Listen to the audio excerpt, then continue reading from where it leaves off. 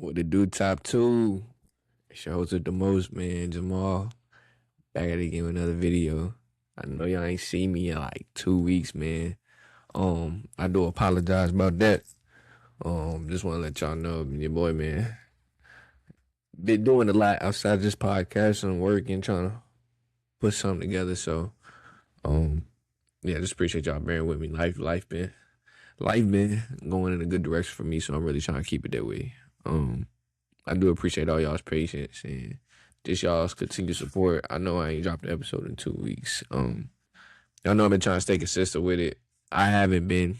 I'm gonna just be upfront and honest. I haven't been, and it's kind of been getting in my. I've been getting in my own way. Let's say that. Like I'm making excuse. Ain't no excuse. Y'all keep holding me to it, and I really appreciate it. So back again, new episode. So lots happened since my last episode. I just wanted to kind of just, you know, go over like what's happened. Like it was Thanksgiving the last time I shot a video. Um, yeah, like, just so much has happened since then. So I'm gonna just get right into my NFL takes from week 14. So I'm gonna start off with the Packers can make it to the Super Bowl. Um, they was kind of iffy like a few weeks ago, but I think the Packers can make it to the Super Bowl. I'm not saying they will. I mean, the NFC is tight, and they still got to worry about the Rams and basically who they gonna end up playing their first round and whatnot. But as the season closes out, I'm seeing the Packers kind of tighten up, and be where I had them like earlier in the year.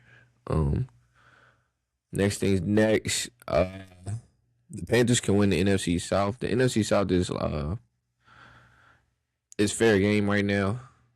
I was saying earlier in the season that I thought Tampa Bay was gonna win that easily.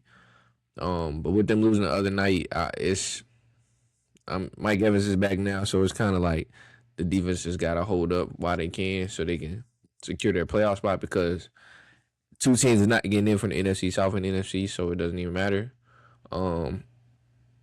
But yeah, I think the Panthers potentially could catch the Bucks, and it's a few weeks left, y'all. It's a few weeks left in the season. So yeah, the Panthers can definitely still win. The Chiefs are cooked. Mahomes just making do with a injury-prone roster, and they need a better running back than. Oh, excuse me, y'all. They need a better running back than Pacheco. It's the first time we sitting here like, man, the Chiefs ain't making the playoffs like after just going to a Super Bowl. But I know one thing: a lot of people is tired of seeing the Chiefs, so it'll be cool to see somebody else come out the AFC. But yeah, the Chiefs are cooked for the rest of this season, so we can't even really worry about them. Pittsburgh is just gonna end up winning their division. The Bengals. I mean, the Bengals. Like, didn't they just beat them or something, y'all? Yeah, I think the Bengals just beat them. No, the Bengals just beat the Ravens, so it's pretty much between Cincinnati and Pittsburgh, but Pittsburgh just kind of got that on lock. Next thing, the Browns need to fire their coach. I'm just tired of like that organization kind of setting Shador up for failure. Everybody's talking about something. Oh, the Browns still need a quarterback. No, they need to let the quarterback they have get some more run for real. Like you can't expect somebody to sit here and be great and them not get their reps in. Like it takes reps, it takes time to get better.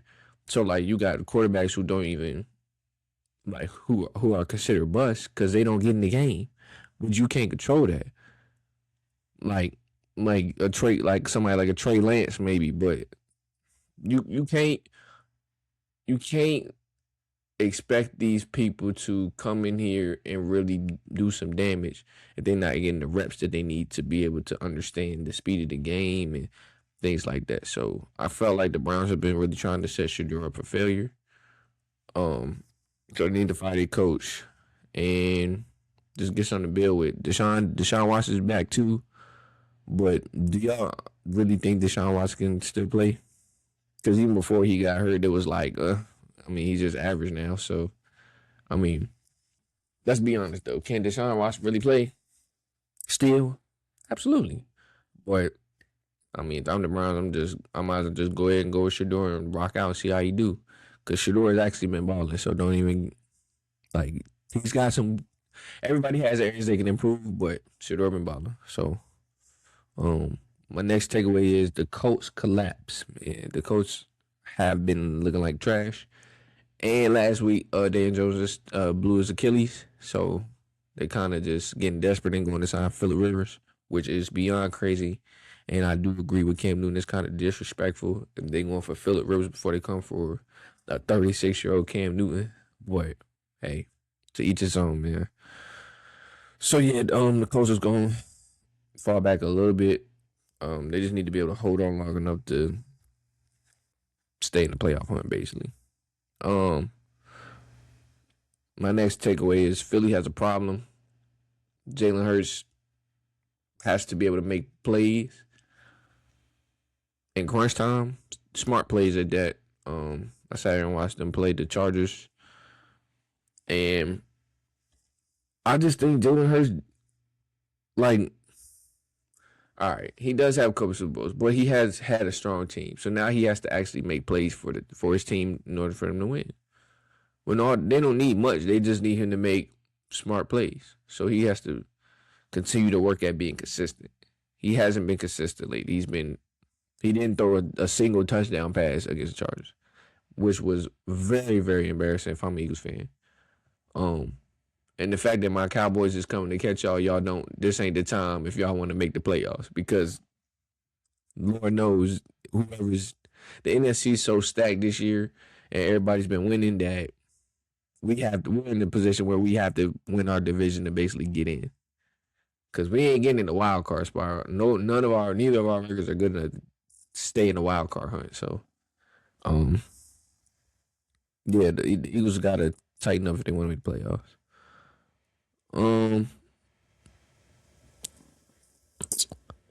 Yeah. So I mean, I'm gonna do stuff a little different this week because we getting closer to the end of the season, y'all. Um, who can make the playoffs? So let me go ahead and pull up what's the playoff picture right now. Playoff picture for both conferences.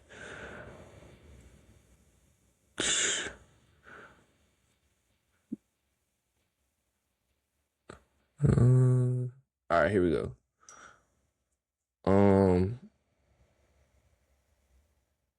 At the one spot in the AFC is the Broncos, Pats is 2, Jags 3, Steelers 4, Chargers 5, Bills 6, Texans 7. The Colts is actually falling out, and they're like in the hunt, in the bubble, So I don't really see the AFC changing too much other than the Texans can't get in. But the Jags being first in their division is crazy in the AFC South. But yeah, I mean, that's the AFC. NFC it's got the Rams, the Packers, Philly, Carolina, Seattle, the Niners, and the Bears. The Bucks probably can still sneak in, but the Panthers have a better record than them at the moment, so the Panthers is already in the playoffs. But that's just because Tampa Bay just lost to the Falcons, and that one kind of hurt them. My Cowboys, we at the 10th spot, so we can get in, but we need the Eagles to get out. The Minnesota's right behind. So I mean, yeah, we gotta win our division if we wanna get there. So I mean, that just is what it is. But yeah, y'all. So I'm gonna just give out my top 5. I am y'all top 5 of the week, and then I'm gonna give my game predictions. Top 5 going into week 15 at the one spot. I'm gonna just run through it because these are kind of self-explanatory. The one spot is the Rams. They're pretty much the best team in the league. So the Rams at 1. I got Green Bay at 2. The Pats are 3. I really don't have the Pats 3 because I feel like their schedule is weak. But I mean, they've been balling, so they get a lot of props where props is due. So the Pats at 3, the Seahawks 4, and the Broncos 5. I feel like the Broncos can jump up in the coming weeks. They pretty much got the AFC on lock, so we not even worried about it. But yeah, man, that's my top 5. Let me give y'all my predictions for the week 2. Week 15. Falcons and Bucks did play, so the Falcons did win. So now the Bucks is out of the playoff picture right now. Ravens and Bengals. They just played on Thanksgiving, so I think the Ravens are in for a revenge game, but I wouldn't be surprised if the Bengals won this. I'm going to go Cincinnati. Eagles and Raiders. The Eagles need a win, so they'll definitely... This is their one easy win for the rest of the year. Even though they probably got a lighter schedule than my Cowboys do. But the Eagles over the Raiders for me. Texans and Cardinals, I'm going Houston. Chiefs and Chargers, again, part 2. I'm going with the Chargers. Bills and Pats. The Bills need to win this one. So Buffalo, Jets and Jags. The Jaguars easily win that. Giants Commanders were just 2 irrelevant teams. It doesn't even matter who wins this to me, but I'm going to go to the Giants. Cleveland and Chicago. That's an easy work for the Bears, so I'm going to go to the Bears. I'm going to be surprised if the Browns keep it close, but give me the Bears. Panthers and Saints. This is a game Tampa Bay need Carolina to lose.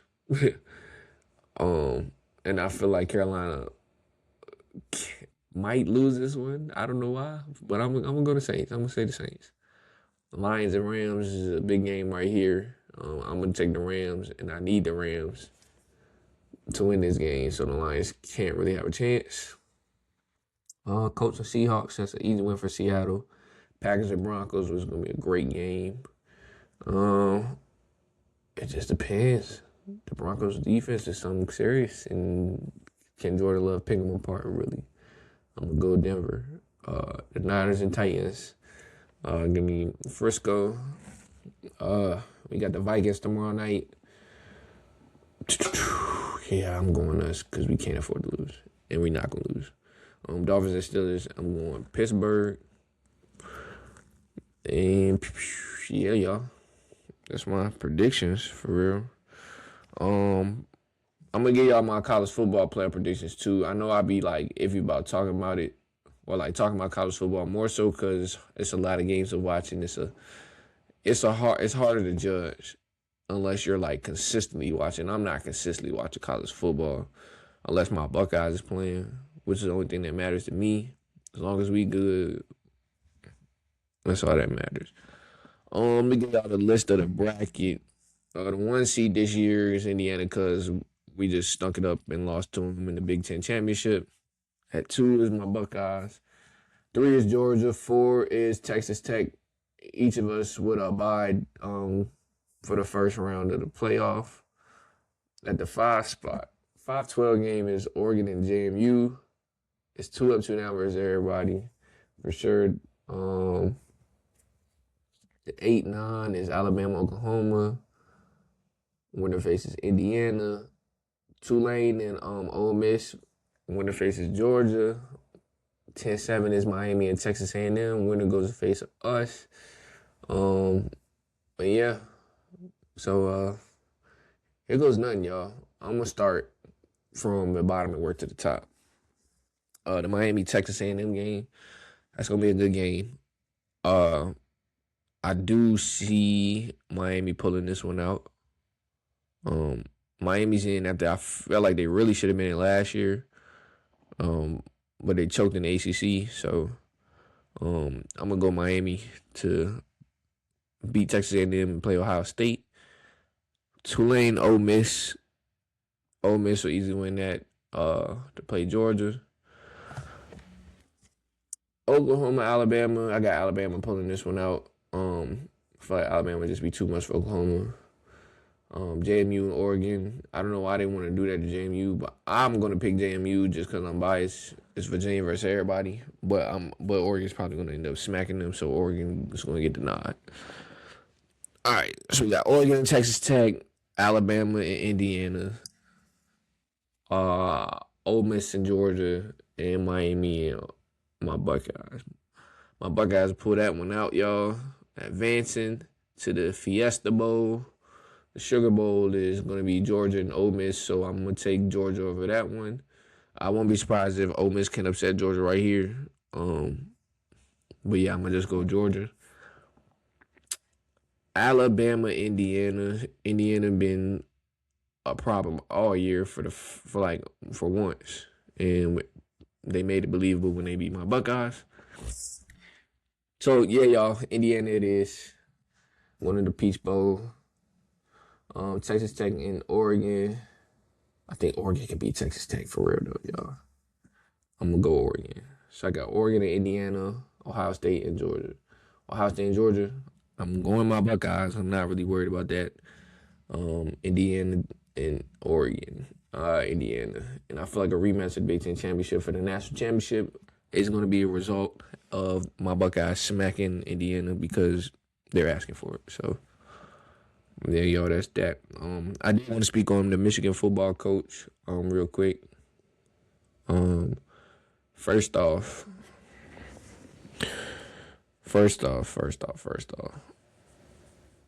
Ethics is a crazy thing. Some people got morals, some people don't. But you know you're in a workplace, you can't be doing that. But it happens. Now getting fired and can be a stressful thing, right? Getting fired can be a stressful thing, but what in your right mind makes you think that you can go over to this young lady's house, threaten her, probably put your hands on her some more, and think that's going to end up right for you? Like, you got fired from Michigan because my Buckeyes beat you, but y'all, it's a crazy world we live in, right? And I just don't think it's right to just do stuff like that. Hang on, I'm sorry, my phone ringing. But yeah, come on, bro. You embarrassing yourself. You already got fired. It's okay, bro. But having that inappropriate relation with the young lady is just unacceptable. And then on top of that, it's making national news. So, I just think you embarrass yourself, you embarrass that young lady, and you embarrass the Michigan football program. You got to go, buddy. Sorry, y'all.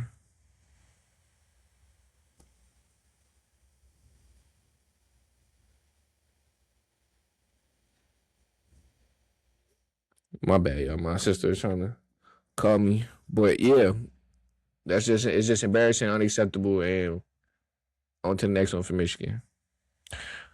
Um, yeah, that's kind of it for like the football segment, I guess, y'all. And I really, I really ain't got much else to say about the Michigan football coach because some stuff just, yeah, I can't even say what I really want to say, but you know, we gotta respect women, fellas, and don't be like dude. Next, we on to the NBA, man. NBA news. We getting closer to the NCAA tournament championship. They're supposed to be getting ready to play the Spurs and Thunder, and then you got the Magic and the Knicks. I pretty much got OKC just wrapping that thing up. To be honest, y'all, OKC has been on the tear, and my first like my first note I got right here to speak about was um, do I think the Thunder can pass the 73-9 Warriors? Now that is a very very debatable topic.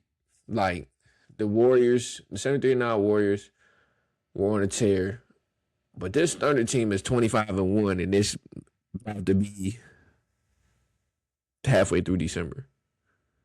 Halfway through December, they're in the Cup Finals. I mean semifinals. It Nobody's slowing them down. The only people that's going to slow them down is themselves. Nobody is slowing down this team. So how do I really feel? I think that they can definitely break this record, and if they do, it'll be like it's. I couldn't even tell you what it'll really feel like because the 739 Warriors were real, but I think this Thunder team is a lot scarier for some reason. For some reason, but like they also got the things to leverage. They can make plenty of different moves. The Thunder can, but I don't know if they really want to do that or do. That's what's so scary. Like how this team is set up and how they rebuilt after the Russ and KD era. You know. So yes, I do think OKC can have the 739 record or better. Um, the Giannis trade rumors spiraling once again. Um, I've seen packages for Giannis going to the Knicks, the Spurs, potentially the Heat. Um, if I'm the Spurs, once again, I'm not touching Giannis. I've kind of explained that before. I would not give up all I have in Castle. I'm not giving up all of that for Giannis because I feel like the Spurs they're in a different situation. Like they've had young cats who've been balling for the last few years who've had a chance to, play, get their reps in. So, granted, they've increased their value a lot, like Vassell and Keldon Johnson and all them guys who've been in the Spurs when they sucked prior to, like, after Kawhi left. So, I mean, these guys have been getting running, and they're in a perfect fit to make noise like OKC has. But are you willing to give all that up so you can win now with Giannis? And Wemby, I don't know about all that. You just got De'Aaron Fox and Dylan Harper, and I kind of like Dylan Harper coming off the bench, following up behind Fox. Like it's a bunch of things the Spurs can do, y'all. So, yeah, I mean it's a lot of things. I think the Knicks probably would have a better chance of Giannis. Um, OKC could get Giannis, which would be wild. They got so much. They got so many picks to leverage. Like I was saying, that I wouldn't be surprised if OKC did trade for Giannis. Um, but yeah, I honestly don't know where he should go at this point. I just know I don't want to see him in San Antonio. Anywhere else in San Antonio, I don't want to see him in OKC because that's gonna be crazy to me. Um, yeah, I don't know where I want to see Giannis in. I'm gonna say Miami for real. I'm gonna say Miami. I think he's the type of player that really likes to work hard in Miami. Pat Riley has that culture over there, so probably Miami more likely than anywhere. But I mean, hey, it's up to the Bucks and what they want to get out for Giannis. So, next thing, the CP3 story. Like, all right, let's talk about this. One thing that I've seen and one thing I've known being a hoop connoisseur, a former hooper myself, and somebody who knows the game. Um, the Clippers franchise at this current moment are embarrassing themselves. I'm saying that meaning if you've watched the Clippers play over the last few weeks, they don't want to play no defense. They don't want to run. They don't want to come get the ball. These fools just out there. I mean, bro, these fools is just out there just to get their check and go home. So then you have a guy like Chris Paul who is known for trying to be a leader. Chris Paul still want to win. Like he going out with a bang. Like, yeah, I'm gonna come back play for the Clippers. and I'm gonna just make it a good ride. But one thing about CP3 is I know he wants to win, and I know most of the people in the Clippers locker room want to win. Now there been stories about CP3 and how people don't like him and this, that, and the third. Most people don't like CP3 because CP3 be knowing what he talking about. He knows what he's talking about. It's constructive criticism is to help others get better, and a lot of people can't take it that way because they weren't coached that way coming up. So when you're not coached a certain way coming up, your mental, like the mental aspect of the game, it'll start to break down on you. So meaning CP3 is being that leader, holding his teammates responsible, holding his coaching staff responsible. The same way they want to hold down, they want to hold their point guard responsible.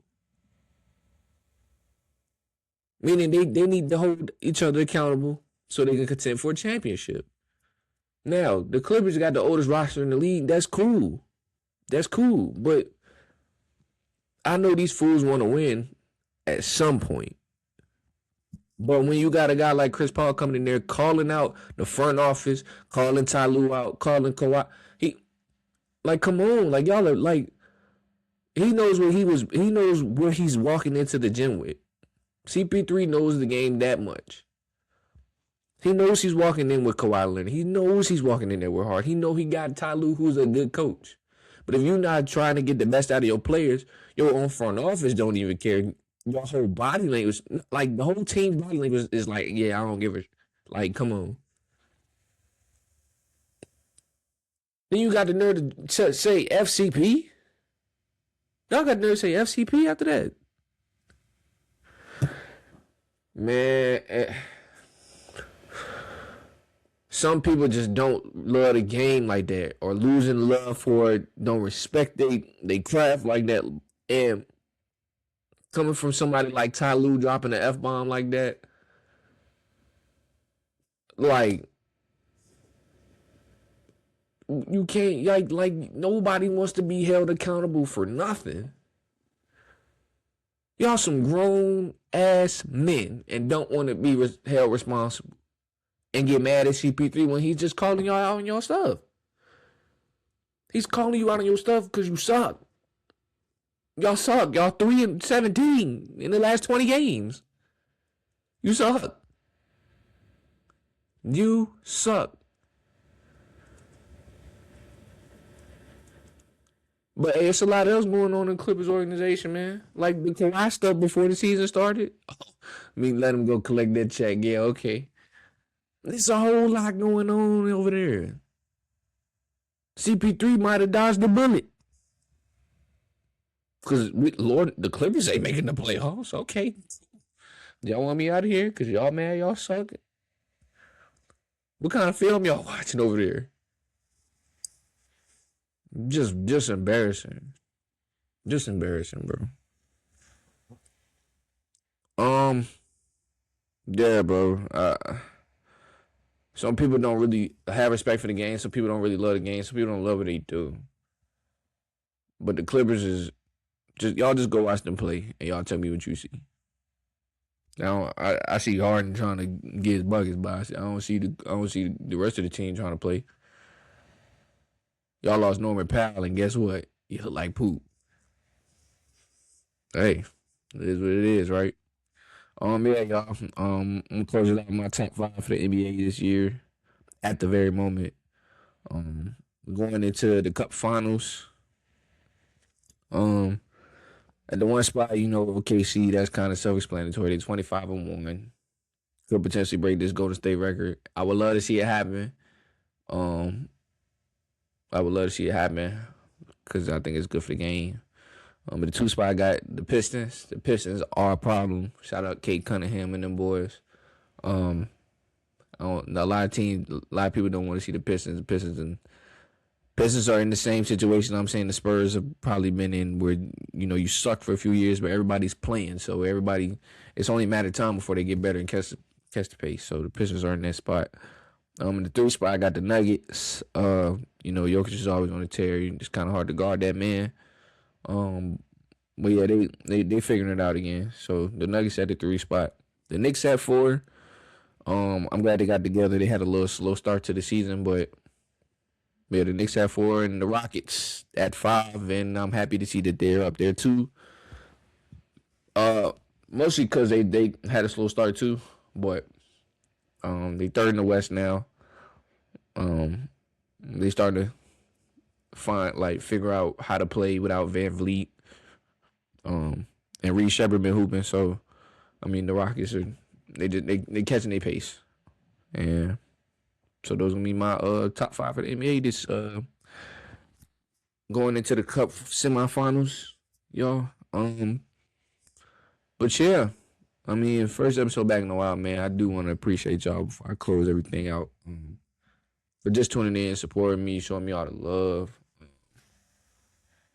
Yeah, I'm just trying to end this year out on a good note, start 26 on a positive note. So, nobody tell you they love you today. I love you.